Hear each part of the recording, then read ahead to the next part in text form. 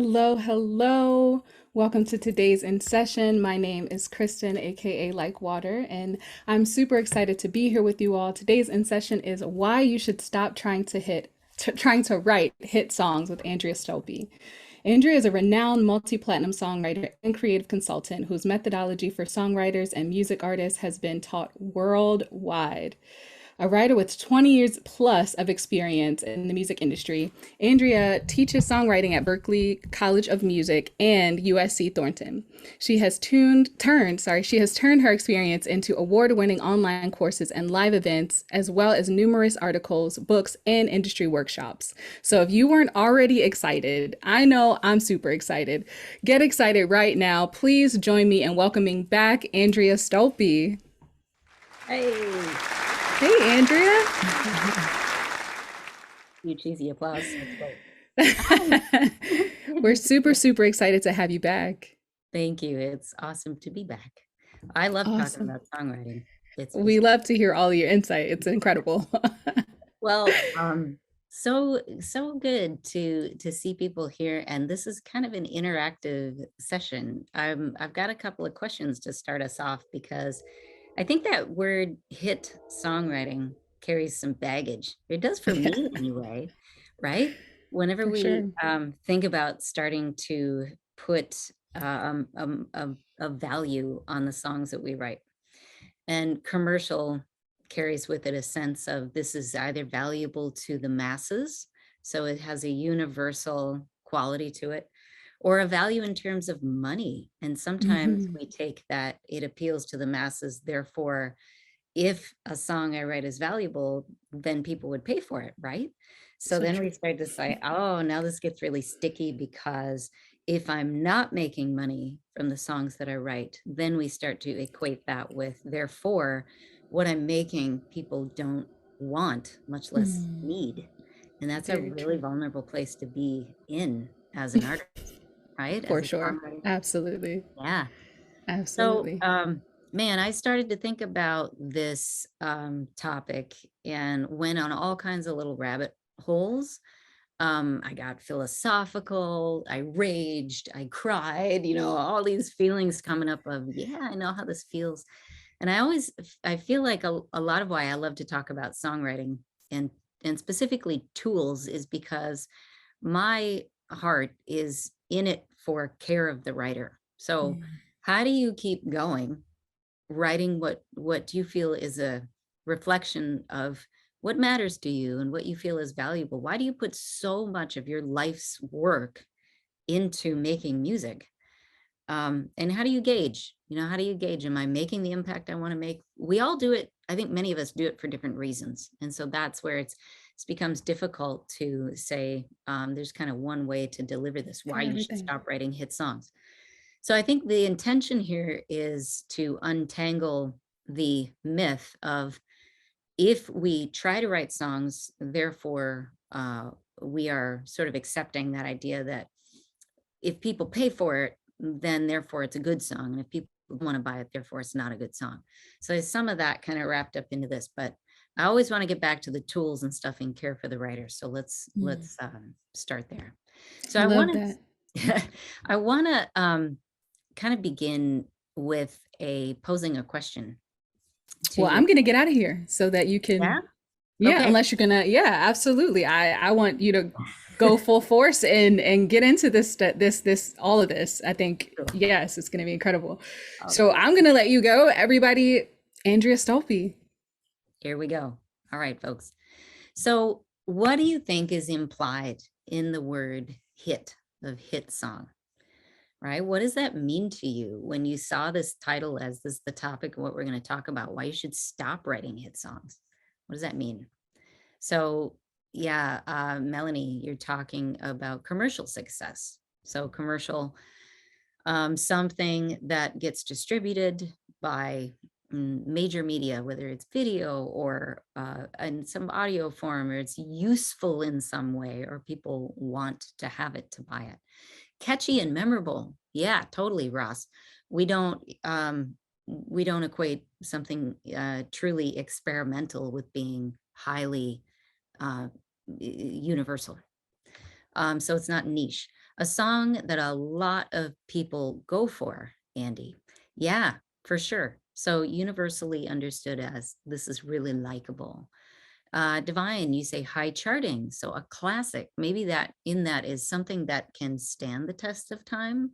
It's not a temporary or a novelty or kind of one hit wonder. That might be a definition. Mainstream commercial appeal, Becca, packaging comes to mind as well. Definitely. I think about that packaging as well. Viral and whatever that means. Yeah, Melanie. So just the idea for whatever reason, something intriguing, something appealing, or something controversial, or something just, and it suddenly becomes the topic of many people's conversations. Okay, so I was thinking, to me, hit song can mean using the form, the content, and overall sound that is consistent with popular songs. So not a popular form right now would be verse, verse, verse, verse, verse, verse. Right? Very, very hard to find songs that would follow that form. So it's not what I would call a commercial form. Content wise, we do hear a lot of songs about love, a lot of songs in particular genres, even that will be characterized by what they're about, that would appeal to or relate to the listening audience. So these kinds of things set parameters kind of for songs that seem commercial.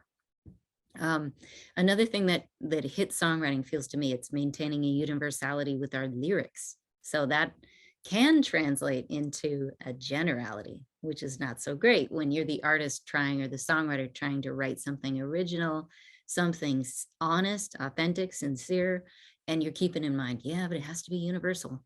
Can't talk about my dog because then whatever, people don't know my dog. So that's tricky. Writing lyrics and music that are reflective of and stemming from a narrow edge of culture.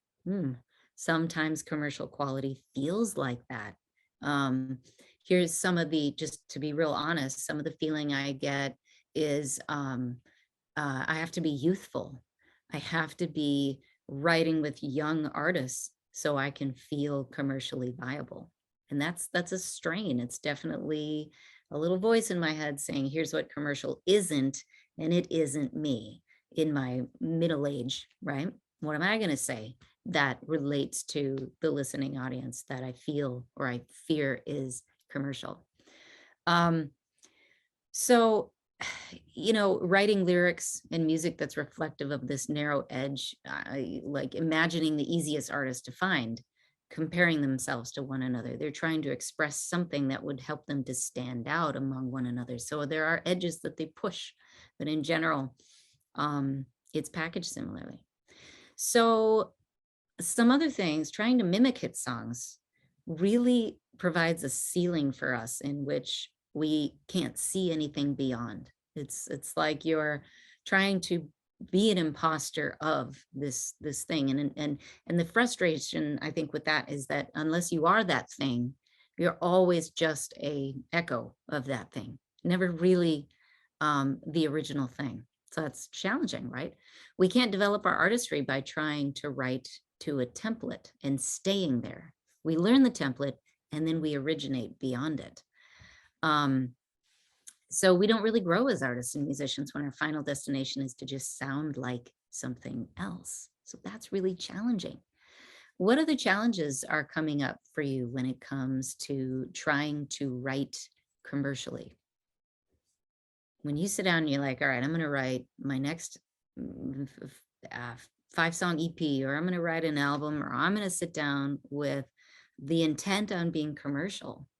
I'm wondering in what way, or does it sort of water down or make less clear for you the road to a great song?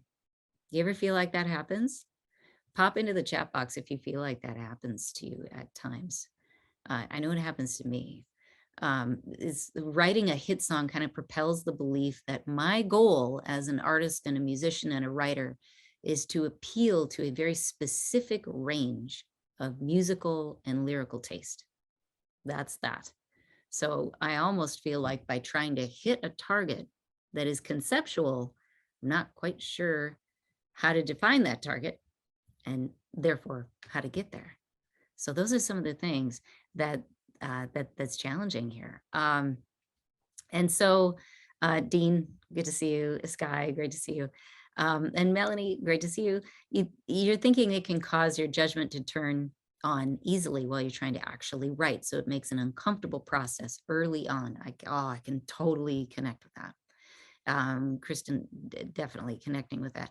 And Andy, you feel you're not as good at writing current slang language. So being relevant to culture as it is right now can be challenging. Gabriella, it's hard to write structurally versus verse, chorus, or get specific emotionally in your lyrics. Yeah. So we'll talk about that too. And Ross, you say there's a vagueness for sync, or that big commercial hit that you hate because you find the more specific your music is, the more it relates to people. And you have a great example, Phoebe and Kyoto as an example.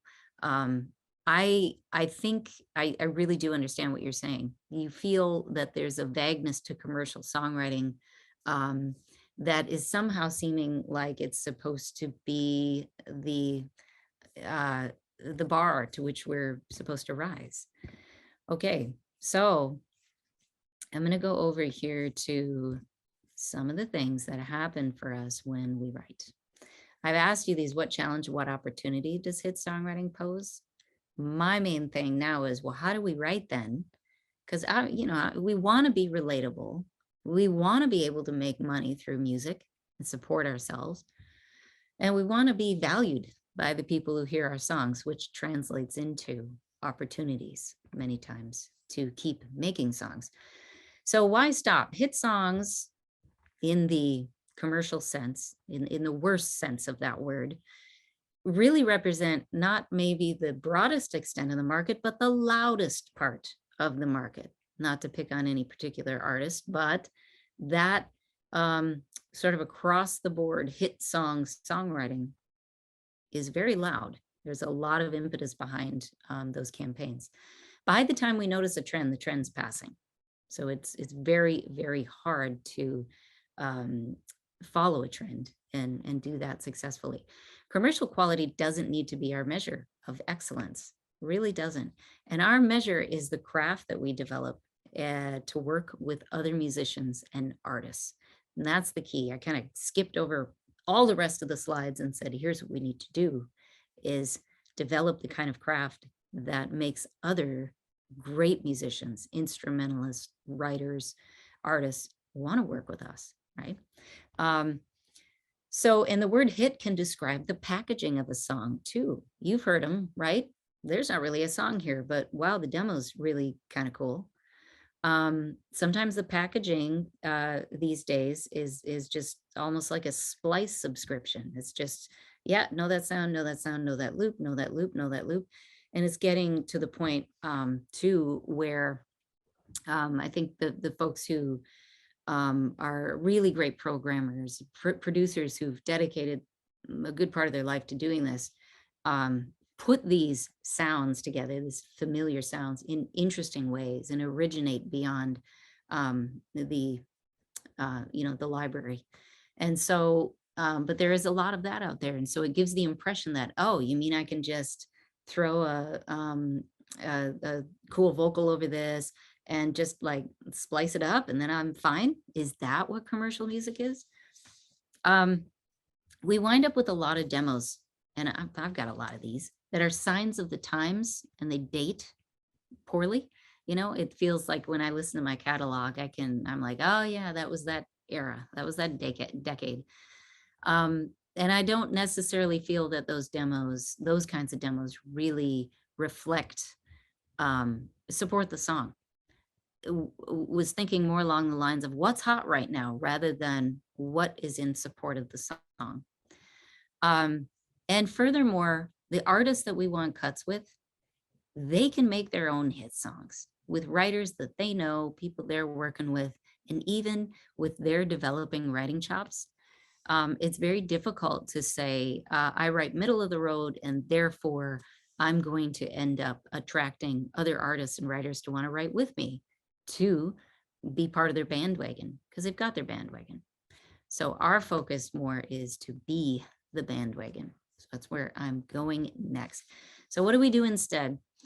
I can't count. This is 3 commercial myths that I wanted to go through: song form and function, which really I'm going to call flow, universal lyric and melody, and up tempo. Everybody's right up tempo, right up tempo. Certain percentage of songs are up tempo, and you'll have a better chance at getting this and that and this and that. And all of it just erases, well, who are you as an artist, and what are you trying to put out there into the world? Why do we need it? Why do we really need another commercial song? Certainly not something that lasts a month and then it's gone forever. All right. Commercial tool number 1, song form. We end up with brief intros, and they're getting briefer, if that's a word.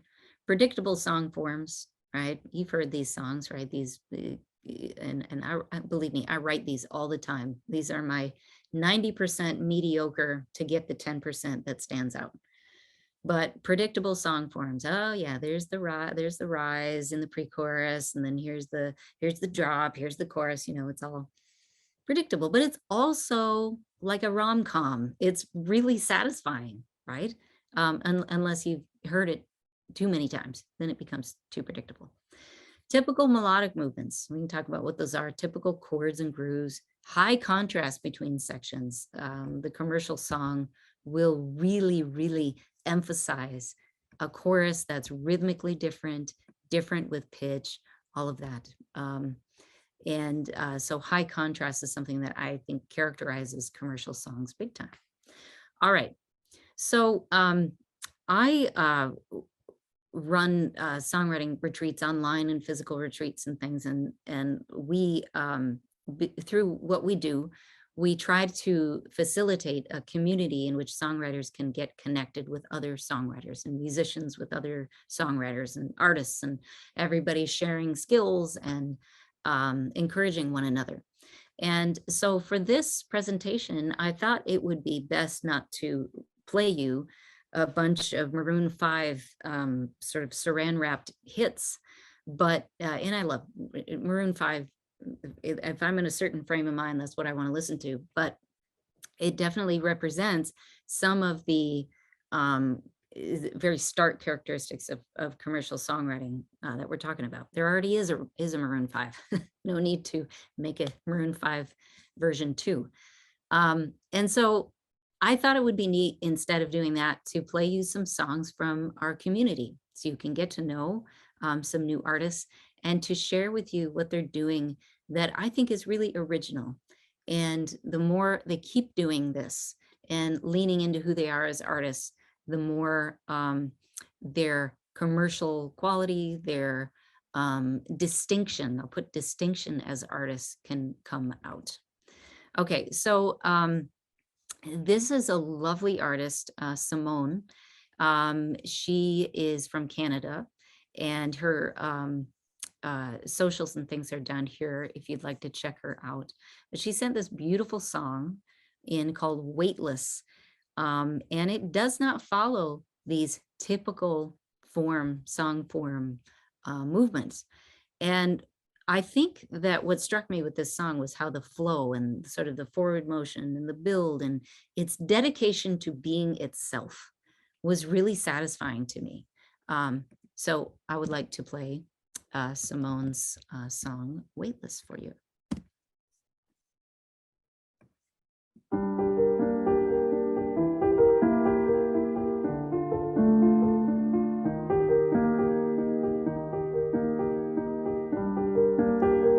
Wish I'd been there beside you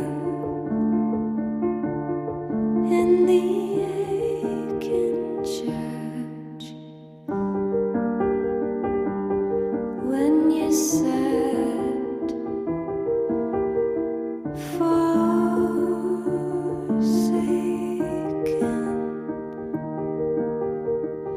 No one is ready for a wait when it comes.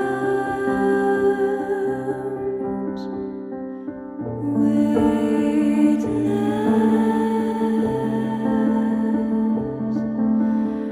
weightless.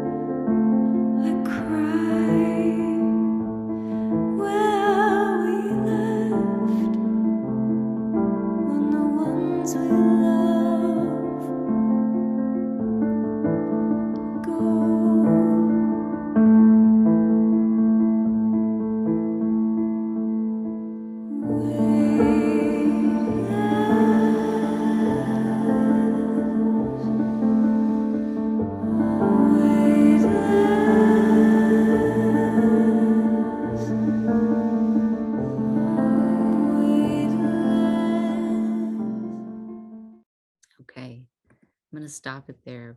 Beautiful tune, beautiful tune. And so as Simone um, holds this song in her catalog, writes more songs, plays it for others, lives with it for a while, and performs it live,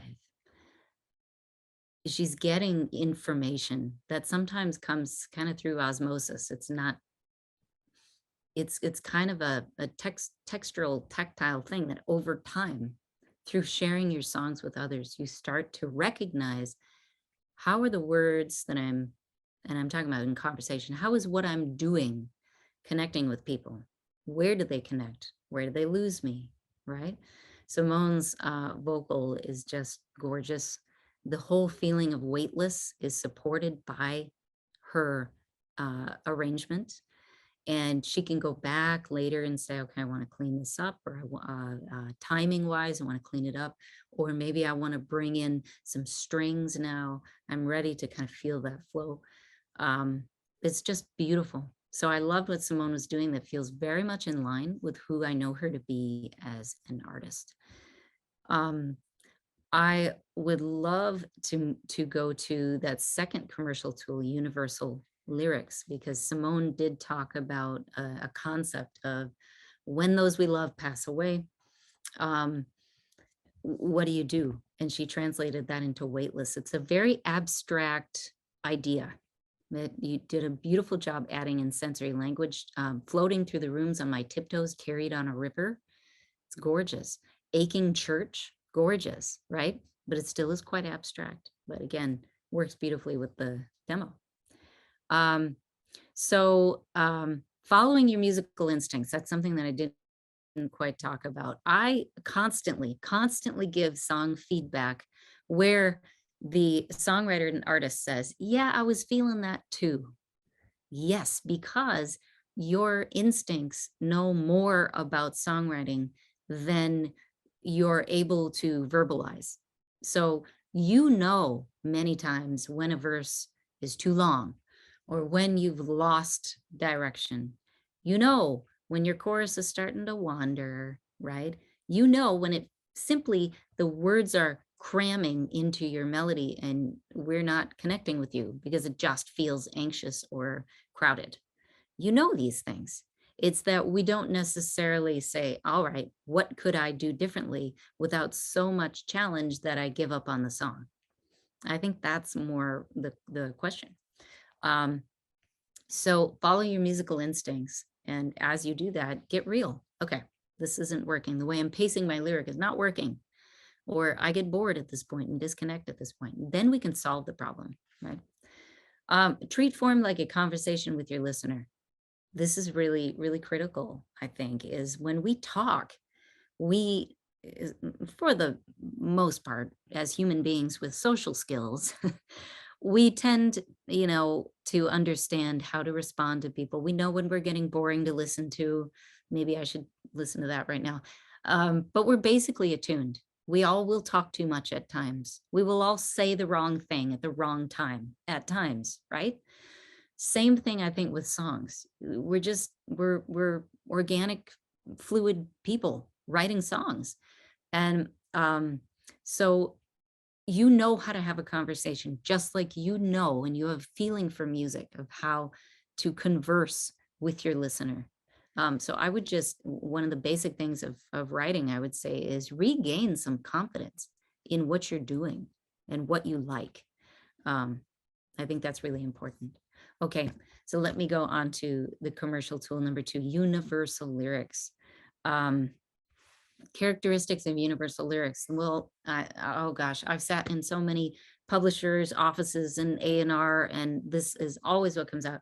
Make it familiar, but not too familiar. Make it familiar, but something I've never heard before. I'm like, what?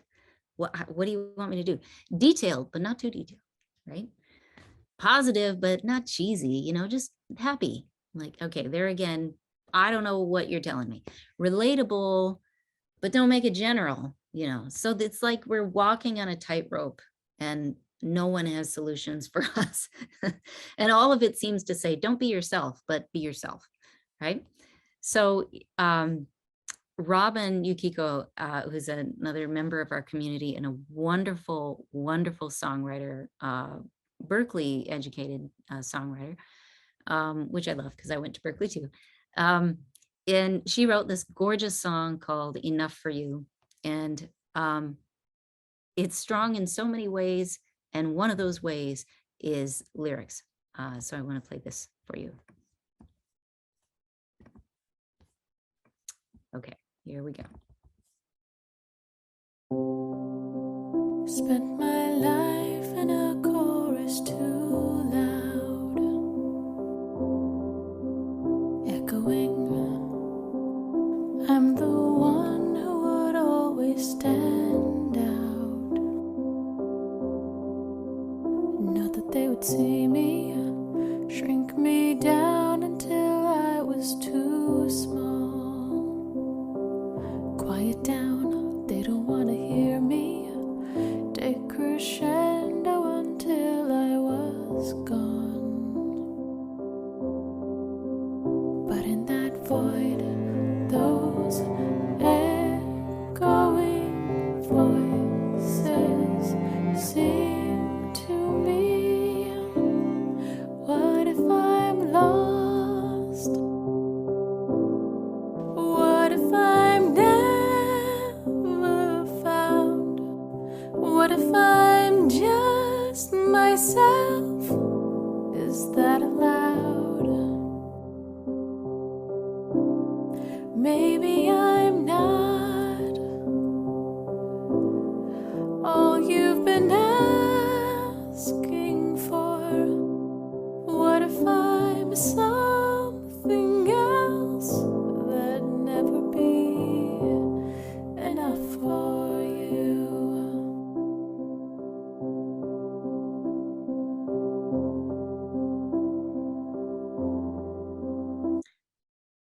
Gorgeous, gorgeous. I think there's so much that Robin's doing to pull out lyrical meaning through melody. What if I'm never found? Ah, that was beautiful in the chorus section here. I also love the quickening of the phrasing that Robin uses in the verse section to add, to approach that flow, to give it some energy so that it all just doesn't sink and move so slowly that we lose that that pace of communication that it needs to have. Music is king, always. It has the potential to make or break the lyric message. So music is the it tells us how to take the message in. And musically, if you take the words away, there's a fragility here, a fear, also a constant pulse in the piano. There's this, I would almost expect it to, it could deliver a landscape of feelings from, I am still deeply afraid, and at the same time, I am willing to finally explore the extent to which I am strong because I've completely broken. It's just the drama in the lyric is echoed in the drama in the music. And so I think that is a good part of why I felt moved by lyric, is because the music was capable of exploring the depth of the lyric. And I think sometimes commercial music doesn't do that. It makes a lyric that may honestly seem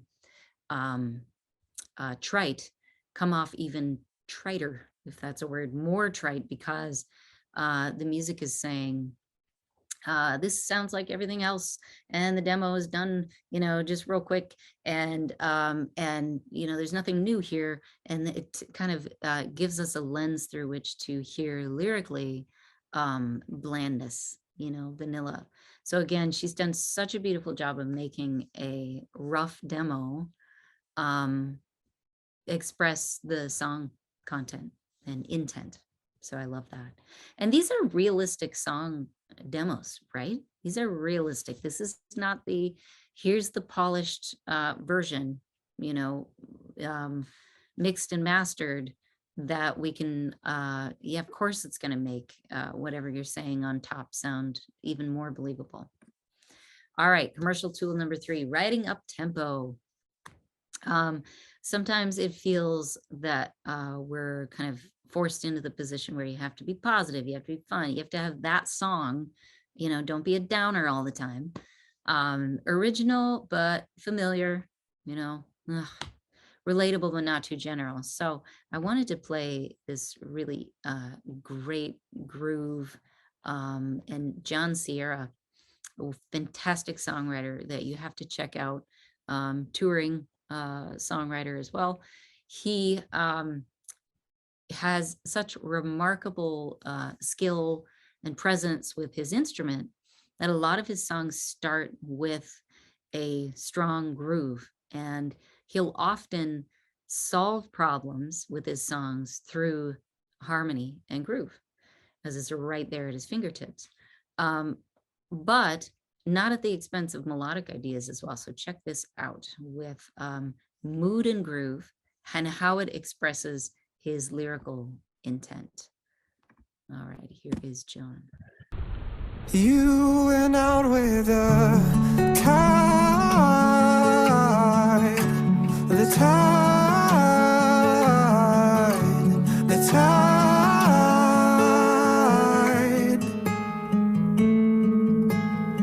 You went out with the tide.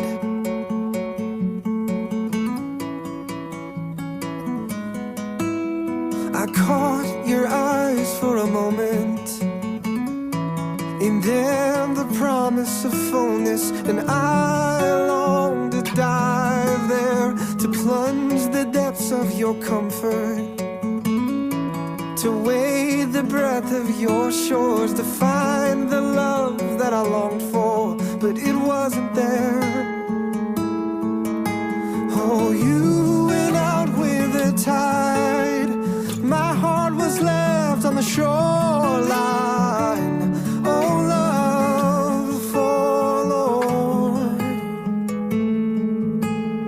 You went out with the tide. My heart was left to mourn. Why? Oh, love forlorn. You went out with the tide, the tide, the tide.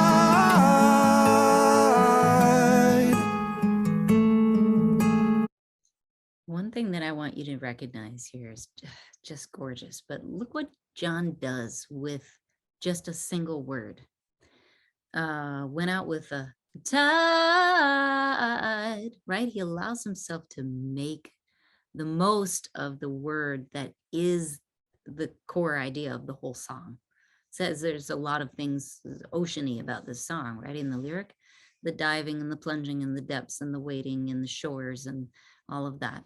And so he's thinking melody for a moment to give that word some interest. And so commercial songs certainly have, often will have a melodic motif that is distinctive, something we remember. And okay, just that idea alone, though, is something we can work with as writers, writing our own material, is that there's not any more of a definition than that. That if I have a distinct melody over a chorus section, word or line or title, right? Often the hook and the title is a distinct melody. We repeat that because it creates memorability, but it also, you know, the more you're repeating an idea, the fewer lyric and new ideas you're going to cram into that section as well, because you're using space. And that is another thing that I like about what John is doing, is he's just keeping this chorus quite simple. We start with a little bit of the chorus, verse 1, and then we are hit with a familiar in the beginning of the chorus, but then he kind of builds it into something that we haven't heard yet throughout the longer chorus. So I thought that was cool, as he's giving us bit by bit.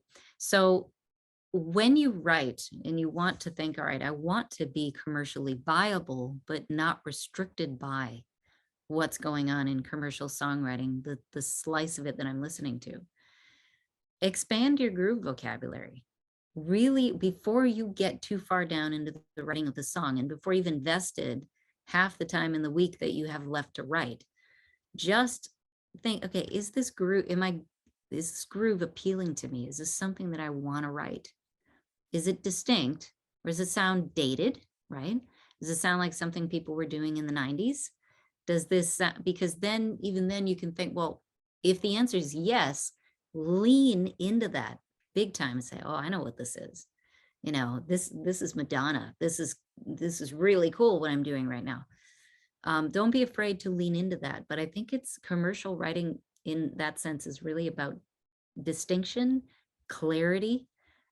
So it doesn't sound like you're simply playing the same grooves you did 15 years ago when you first started learning guitar and put it down for 10 years, right?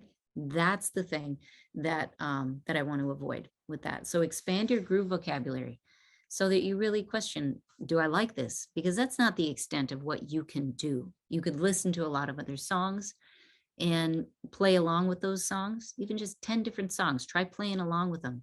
Don't mute the strings and play along and grab the strumming pattern. Ah, okay. Now I could write something to this pattern, and that's interesting, right? Again, emphasize communicating to your listener through the chords that you're choosing. You know, if you go to a 3 major, you better have a good reason for doing that. If you're writing in ionic, if you're writing in diatonically a 1 major, 2 minor, 3 major, or 3 minor. If you grab some of these borrowed chords, you know, think about what emotion does that cause? So we can all do that. We can all hear the difference, most of us, between a major chord and a minor chord. But even if you don't know what chord you're playing, you can express, you know, I think this is dark. This from going from here to here makes me feel sad. And going from a flat 6 major to a flat 7 feels bold and kind of like a slap in the face at this point, or it feels like it adds like a sass to the character, or so we can all describe and feel those things. And I think then it's more about feeling confident with what you feel. Okay, one more.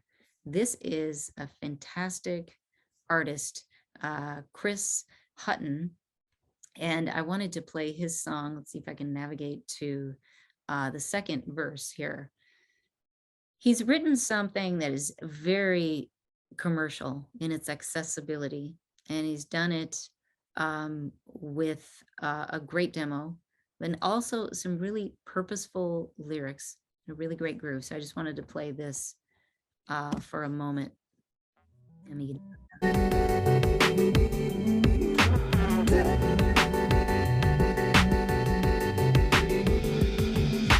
Dancing under flashing lights, I'm obsessed with how you move. Why are you so close to me if you got nothing to prove? You're the only beauty that I see inside this room. Lullabies and love songs, babe, I can't take my eyes off you. Ooh, so I guess I'll just keep trying to make you love me. Ooh, maybe I'm just broken, mine is I, 'cause I kinda like it when you run me like a race, love, play me like a bass, love, burn me like a rocket flame and fly me out to space, love. I don't wanna waste love, whiskey to erase love. Baby, if you're hungry, you know I can help you taste love. Come and get it. Come and get it.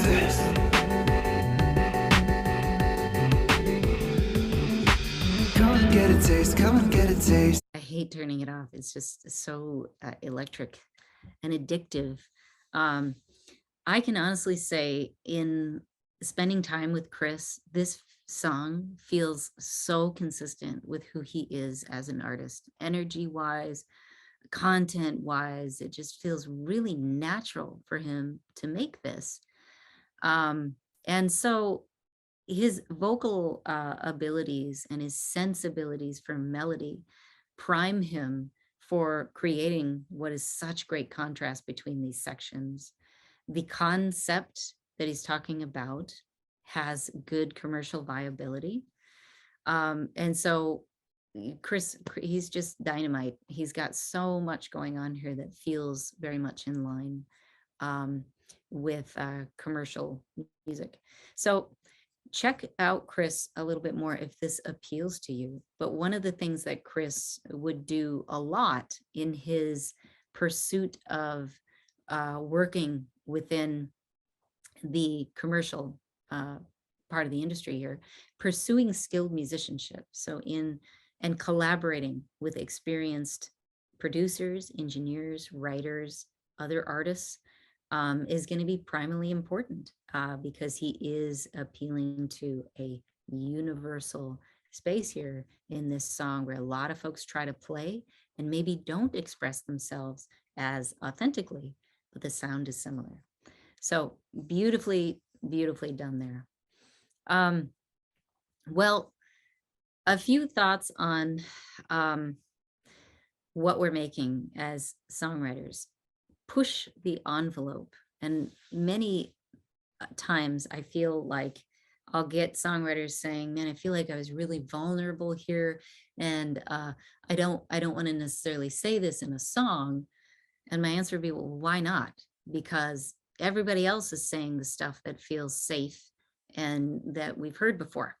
So one great way to make sure that you're giving your music a chance is to be as open and vulnerable as you would. And I'm going to say this, and you can take what you want from it here, with a good friend that you're sitting down with for coffee. You would tell them things that you wouldn't tell me or somebody you just met, or right.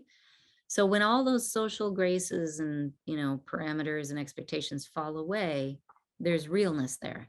A way to get to this, at least lyrically, is to let yourself talk about what you're writing about. What I really want to say is, or what really matters to me is, or I think what I'm afraid to say is, and then fill in the blank. Those are lyrics. Those are lyrics.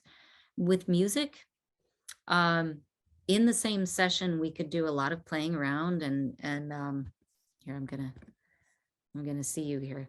We can do a lot of messing around, improv, just 10, 15, 20 minutes of going wherever the music takes us. But at some point, it's hard to use that improv as here's a song, right? But what we can do is say, okay, now I'm going to take these ideas and I'm going to start to sing something that I feel is the strong melody over the strong groove of the chord progressions I'm doing. And actually decide before I get up here and go and, have a snack, I'm going to decide what is the verse melody that I really like. And I'm going to repeat that several times. What is the chorus melody that I really like? And I'm going to repeat that several times. So I think a lot of times we get up thinking like, oh, I'll just kind of sit on these ideas and hope it just comes to me. Rarely does it ever, because that's the organization of ideas that we're doing now. So what I'm suggesting is write faster, be more confident in your ideas, make decisions faster without worrying about what you're losing by choosing one thing over another. So I think we do that a lot. We like to hold it all, and then the listener doesn't know what to focus on. So that's another distinction of commercial songs, is that they use a few distinct musical motifs and they repeat them often. Another thing we can do is just make sure that you are honest with yourself. Where do your songs need work? Where does your artistry need work?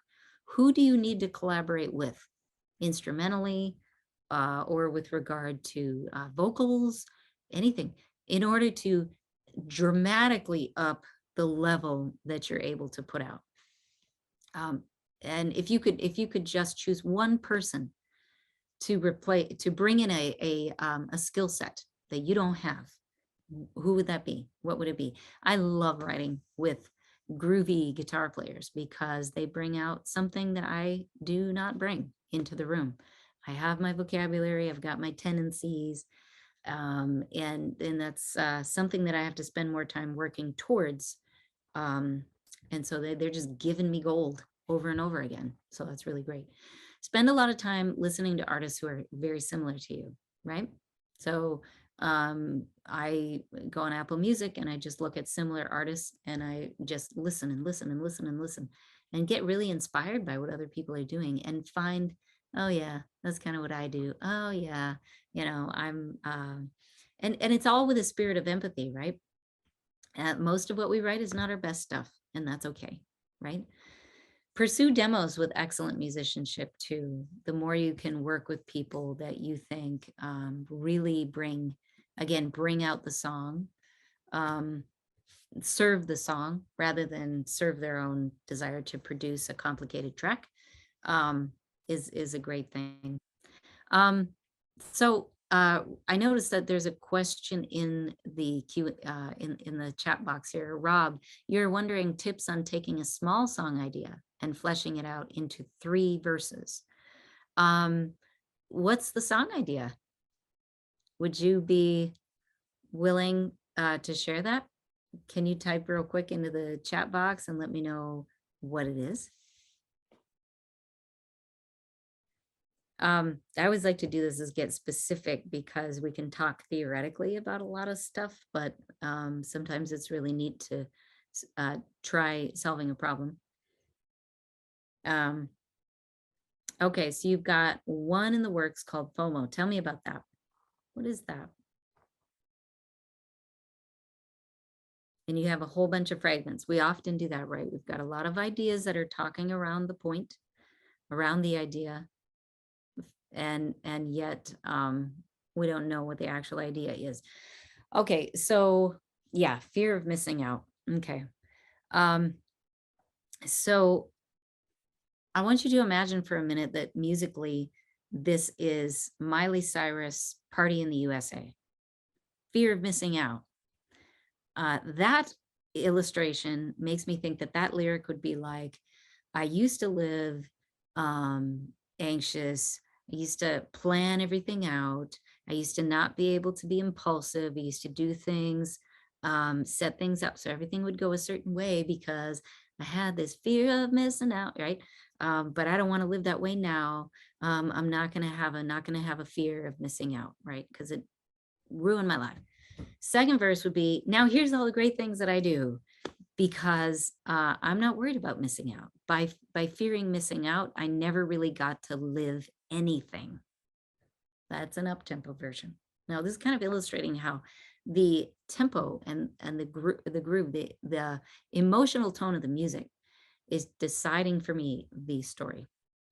Now, what if it's something that, let's say it's not a party song. Let's say it's something more minimal. Let's say it's a single acoustic guitar and a vocal. Fear of missing out. If the sentiment of the music is that that it's focusing a little more on the fear rather than overcoming the fear, which was the Miley Cyrus example. This is more on the fear. So I'm in the fear right now. And I think this, Rob, is how I would have you look at how to write those different verses, because it's the time frame. Miley Cyrus has overcome the fear. So the song is being sung from the time when I'm looking back. So one of the verses is going to be about looking back. One of the verses is about what I'm doing now. And another verse could be about how my future is going to be different now that I've changed my way of looking at things. In the song in which I'm experiencing the fear right now, this is a little different song. So I'm starting with I'm really anxious. I'm afraid of missing out. And how can I possibly make this decision in my life right now when I know that when I make this decision, it's going to negate everything that could be in my future, because this is the turning point right now. This is the fork in the road. So, looping violinist here. Cool. Think Andrew Bird, more current, anxious. Okay, love that. Well, so it's establishing the now as I'm sitting here in this feeling. And so the second verse of that song, I don't want to say, those songs don't suddenly say, hey, so I made a decision and it turned out okay, right? No, because musically the whole song says the same emotion. The song is not going to go from, gosh, I'm anxious. This is really hard. This is an example in life of the difficult challenge of being human. It's not going to be that you solve that problem and then you're looking back on it later. Those songs stay in this moment, the whole thing. You can look back before you felt this fear of missing out, or look back and say, oh, I see how I got this way. It's because I did miss out on something. Or it's because people are telling me I might miss out on something. It's because I'm getting older. Ooh, that kind of takes it into the concept of, why do we fear missing out? So I'm afraid of missing out on something. I'm faced with this thing that I might miss out on if I choose. The next verse could be just the idea that we do miss out on things. You cannot have everything that you want, not all at the same time. My next tattoo is going to be, if I forget it, there's something lost and something gained in living every day. That's the idea of the second verse. It could be, but it's about the concept, right? The next verse or bridge could be, yeah, it's hard to take, so hard to take that we can't have everything at once, or we will miss out, undoubtedly. So I hope that expressed, at least illustrated, some of the way that we can brainstorm what the tools and topics are. Rob,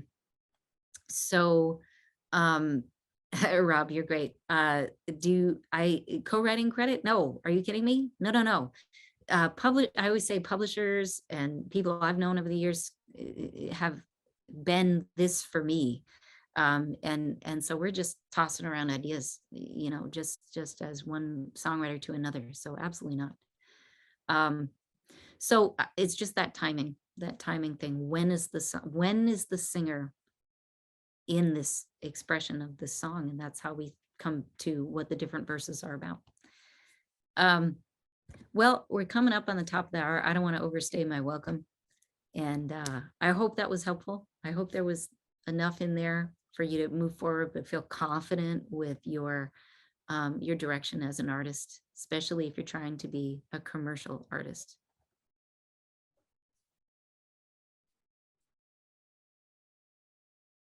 Rob, it's very kind of you to ask how to keep in touch. I do have some things coming up where if you're interested in an online retreat, we have one coming up in August. It's a really nice place for all of us songwriters to get together, do some co-writing, talk about lyrics and tools and melody and harmony and specifics.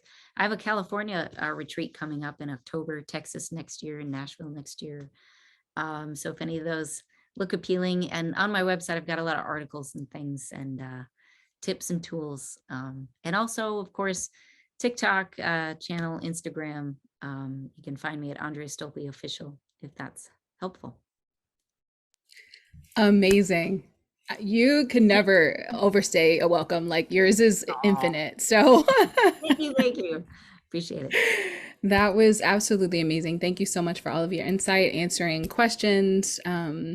Yeah, I'm sure everyone got so much from this, and just to see your process, even in the moment of helping Rob through his songwriting process. That was incredible to see, to watch. Thank you, Chris. Thank you guys so much for having me. Write great songs, you guys. Just be inspiring to the world. The world needs it more than ever. Awesome. Yeah. So this again was In Session. We hope to see you all again at August 18th, talking about curated chaos, the flow from free creativity to a finished song. And we are super excited about that as well. So again, I am like water, Kristen as well. And it has been my absolute pleasure to just experience you again, Andrea. And we hope to see you again soon. Thank you. Take care.